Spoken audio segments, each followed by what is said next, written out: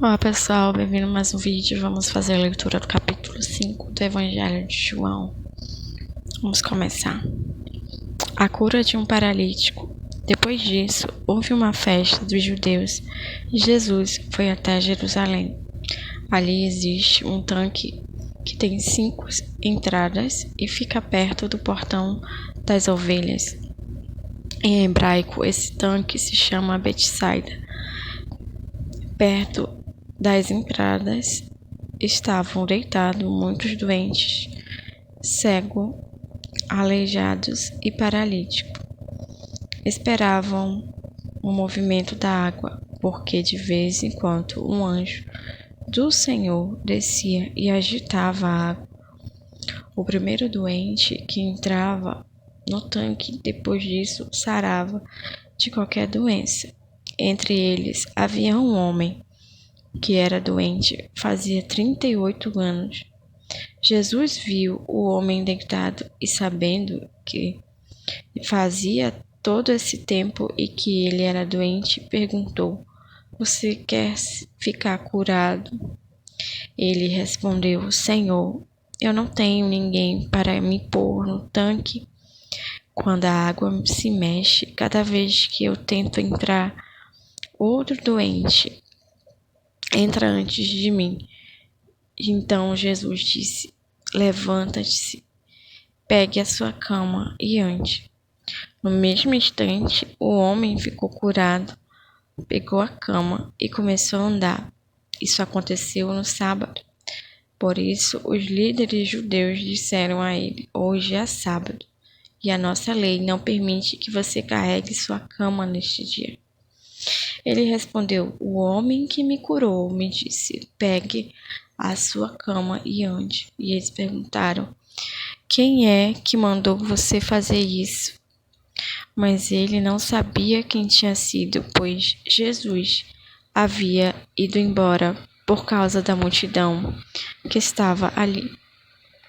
Mais tarde, Jesus encontrou o homem no pátio, no templo, e disse a ele: Escute, você agora está curado, não peque mais, para que não aconteça com você uma coisa ainda pior. O homem saiu dali e foi dizer aos líderes judeus que quem o havia curado tinha sido Jesus. Então eles começaram a perseguir Jesus, porque ele havia feito essa cura no sábado. Então Jesus disse a eles: O meu Pai trabalha até agora e eu também trabalho.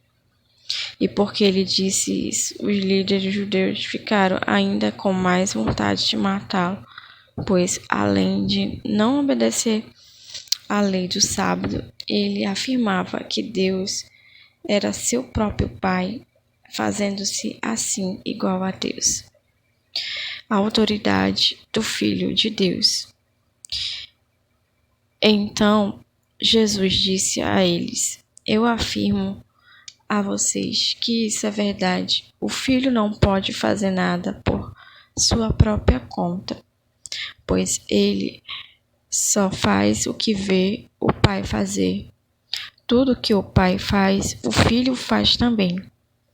Pois o Pai ama o Filho e lhe mostra tudo o que está fazendo, e vai mostrar a ele coisas ainda maiores do que essas, e vocês vão ficar admirados.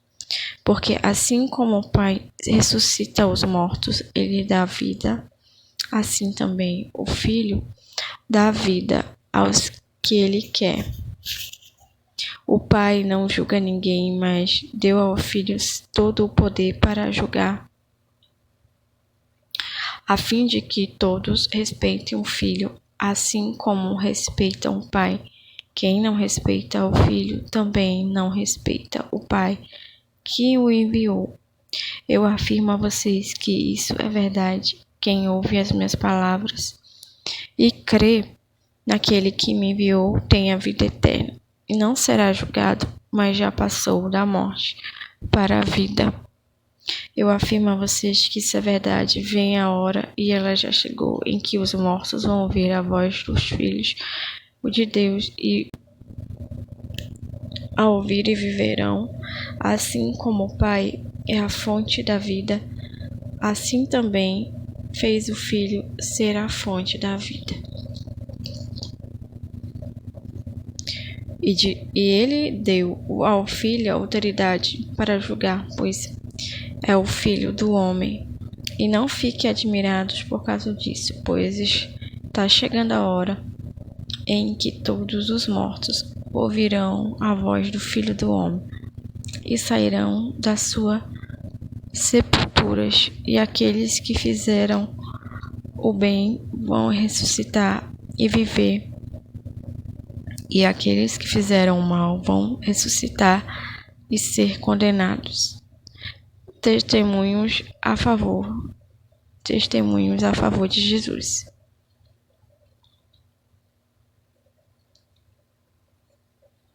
Jesus continuou a falar a eles. Ele disse: Eu não posso fazer nada por minha própria conta, mas julgo de acordo com o que o Pai me diz. O meu julgamento é justo, porque não procuro fazer a minha própria vontade, mas a vontade daquele que me enviou.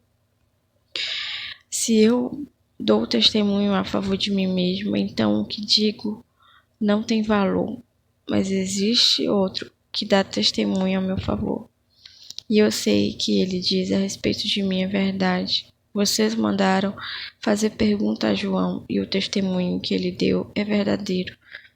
Eu não preciso que ninguém dê testemunho a meu favor, mas digo essas coisas para que vocês sejam salvos.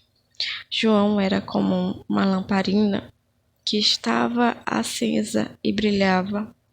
Por algum tempo, vocês se alegraram com a luz dele, mas eu tenho um testemunho a meu favor ainda mais forte do que João deu.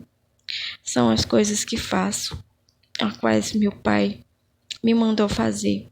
Elas dão testemunhas a favor de mim e provam que o Pai me enviou.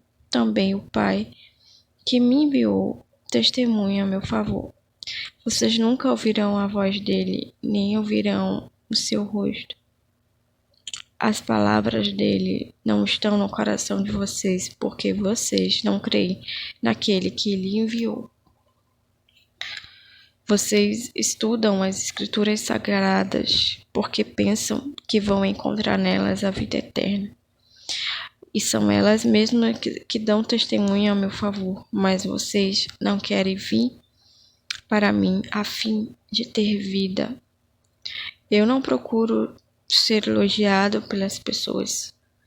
Quanto a vocês, eu conheço e sei que não amam a Deus com sinceridade. Eu vim com a autoridade de meu Pai e vocês não me receberam. Quando alguém vem com a sua própria autoridade, esses vocês o recebem. Como é que vocês podem crer se aceitam ser elogiados pelos outros e não tentam conseguir os elogios que somente um único Deus pode dar? Não pense que sou eu que vou acusá-los diante do Pai. Quem vai acusá-lo é Moisés, e quem é aquele em quem vocês confiam. Se vocês acreditassem em Moisés, acreditariam também em mim, pois ele escreveu a meu respeito. Mas se vocês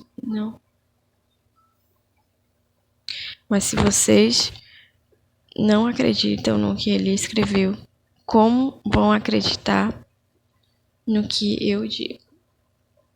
Finalizando aqui o capítulo, e aqui novamente se fala de cura. É interessante nessa passagem que a Bíblia vai contar a história de um homem paralítico que estava há 38 anos. Isso não é 38 anos, não é 38 meses, nem 38 dias, são 38 anos que aquele homem pereceu ali. E uma das coisas que mais me chama a atenção é que Jesus ele aponta que a causa de ele estar durante tanto tempo dessa forma era porque ele tinha pecado, tinha feito ele tinha feito algo que ocasionou a sua doença. Então, a gente refletindo sobre o efeito do pecado sobre nossas vidas, a gente tende a ver que, por mais que Deus seja bom, por mais que Deus seja misericordioso, por mais que Deus seja longânimo, paciente, Ele nunca vai deixar de ser justo. Ou seja, que tudo que a gente faz de errado, tudo que a gente faz nessa vida tem uma consequência na nossa vida, seja ela física ou espiritualmente. Então, se possamos refletir sobre o efeito do pecado em nossas vidas e a necessidade de nós sermos livres de tal. A gente vê que ele esperava, né, muitos anos ali aquele anjo descer, e todas as vezes que ele ia, vinha sempre alguém diante, na frente dele. Mas uma coisa boa eu vejo que as pessoas que foram ali, elas foram curadas pelo anjo ou por uma crendice da época. Talvez isso nem fosse realmente um fato, talvez isso nem fosse realmente uma verdade, que realmente um anjo descia ali, mas se popularizou essa crença de que o anjo descia todas as vezes que se agitava a água. Então acreditou-se naquela época que cada vez que a água agitava-se, era realmente um momento de ser curado, era você receberia a cura. Então, em vez de ele ser curado por um anjo, ele foi curado pelo próprio Deus. E ali, o mais interessante, que a Bíblia não deixa claro, mas eu acredito que devido à multidão, eu acredito que acho que foi um período em que ele também ouviu a ministração de Jesus, e nós vemos ali que a partir daquele momento havia muitas pessoas em volta em que ele só ouviu a voz de Jesus e não o reconheceu propriamente. Então, quando ele vai ao templo, aí eles se encontram, né? Ali Jesus encontra aquele homem já bem curado, já bem de saúde, renovado. E ali naquele momento eles se cumprimentam e um reconhece o outro.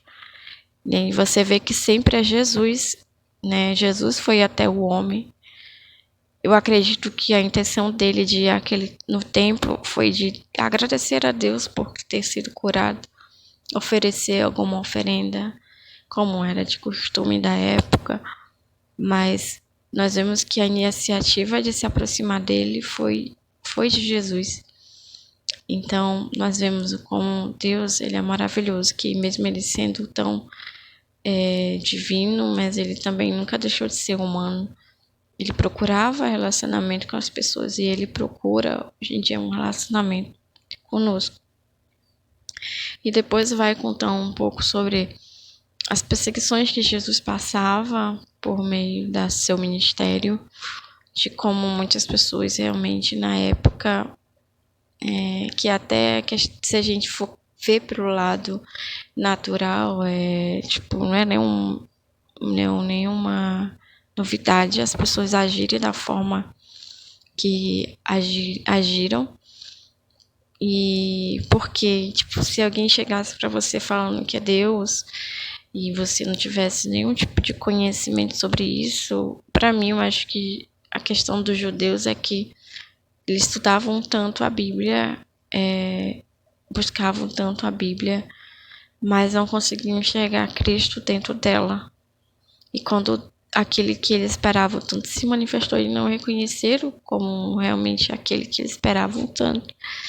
Mas Jesus fala que a própria Escritura seria a testemunha dele também, para que aqueles que buscaram tanto ele na palavra, buscaram tanto ele, né, naquela época, e hoje se dá para nós como cristão, como crente já, como pessoas que já têm um certo conhecimento de Cristo, que a palavra de Deus será nossa testemunha ou para nos salvar ou para nos condenar.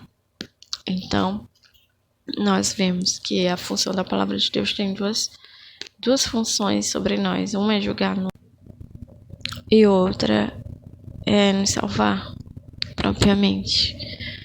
Então, essa palavra foi de grande valia para nós refletirmos sobre isso, sobre o efeito do pecado e sobre as dúvidas que muitas vezes o mundo ele pode nos causar sobre Cristo, que se nós formos levados pelo racional, literalmente, será impossível nós crermos em Jesus, porque para crer em Jesus é preciso agir, pensar pela fé, e a fé ela não é racional.